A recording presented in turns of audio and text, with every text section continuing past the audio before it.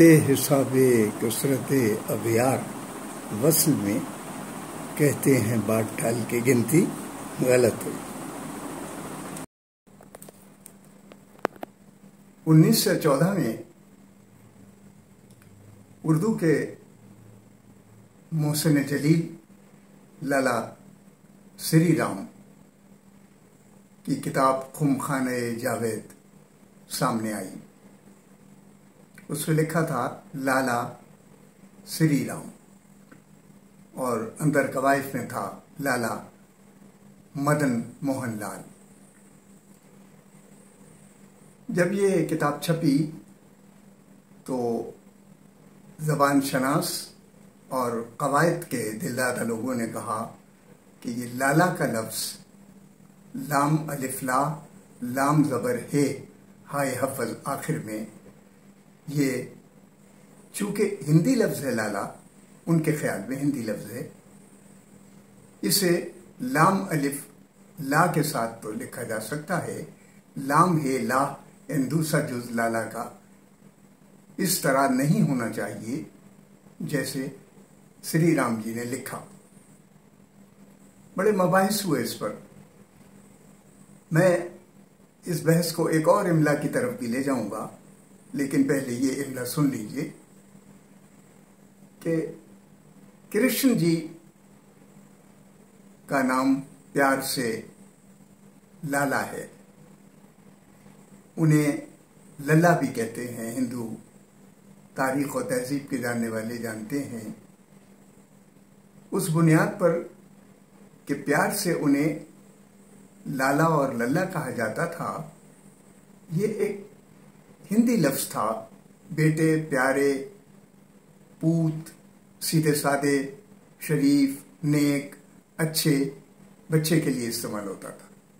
پھر یہ بڑھ گیا آگے اور یہ احترام کی شکل اختیار کر گیا، لیکن اس کی آواز کو چونکہ فارسی بان تھے سب اہل دانش زبان لکھنے والے اس دور کے ادب میں، انہوں نے لالا کے لفظ کو قریب تر اسی انداز سے لکھا جیسے ان کے ذہن میں املا آ رہی تھی۔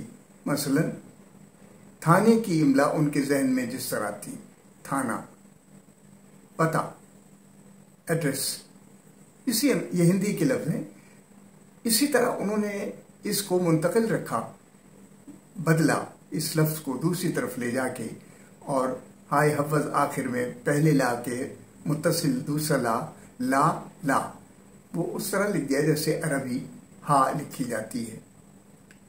یہ بحث الگ ہے، لیکن اس میں ایک اور نیا ترا یوں لگا کہ علی اوسط رشک بہت نامور شاعر لکھنؤ کے، زبان، بیان، اسلوب، انداز، لکھنویت اور خاص طور پہ زبان کا جو محاورتی ذائقہ ہے، اس کی سکہ بندی اور اس کی سنہری چالیں سب ان کے یہاں نظر آتی ہیں۔ بڑا مشہور شعر ہے ان کا کہ سامنے دوزخ و جنت ہے، کہیں بھیج بھی چک مجھ کو اریاں تو سرے عرصہ محشر نہ پھرا۔ بہت مشہور شاعر تھے علی اوسط رشک، آتش کے بڑے چہیتے شاگرد تھے۔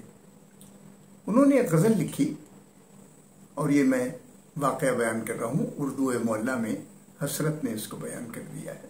انہوں نے غزل لکھی، اس میں ایک شعر لکھا اور وہ شعر تھا کہ وقت حساب کثرت اغیار وصل میں، وقت حساب کثرت اغیار وصل میں کہتے ہیں بات ٹال کے گنتی غلط ہوئی۔ یہ غزل اپنے قوافی کے اعتبار سے تھی سقط، تے آخر میں آ رہی تھی روی کے طور پہ، سلط و سلط والی تے آ رہی تھی، اس میں سنت تے آ رہی تھی اس میں. یہ تے حرف روی کے ساتھ قافیے کے اتصال میں حرف آخر کے طور پہ تے آ رہی تھی، تو انہوں نے وہاں استعمال کیا غلط. غین زبر غ، لام زبر تے، لت، غلط. مصرع تھا، کہتے ہیں بات ٹال کے گنتی ذہن میں رکھی، غلط ہوئی اور وہ چھپ گیا. لوگ لے دوڑے بات کو، کہنے لگے کہ علی احمد رزق اور علی احمد واسطی، کئی نام علی احمد کے تھے، وہ بھی بیچ میں آ گئے، ان کی بھی ایک فہرست لگی. ان شاعر پر دفاع کرنے والا کوئی آدمی نہیں تھا ان کا.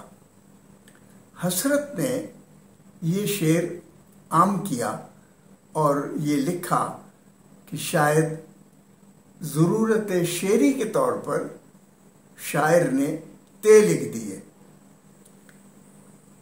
لیکن حسرت کا خیال بھی خود کہتے ہیں غلط ثابت ہوا.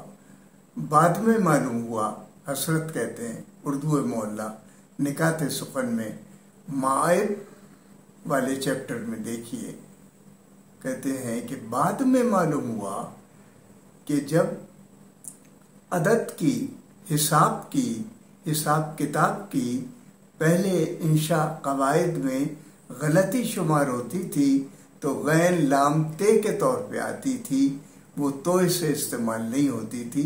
لہذا فارسی کا مصدر غلطیدن، گھال میل، چیزوں کا ایک دوسرے میں مل جانا، بے حساب ہو جانا، وہ بھی تے کے ساتھ بہت عرصے لکھا جاتا رہا، اور آج بھی ان کے بقول بہت سی کتابوں میں غلطیدن اسی طرح لکھا جاتا ہے. شکریہ.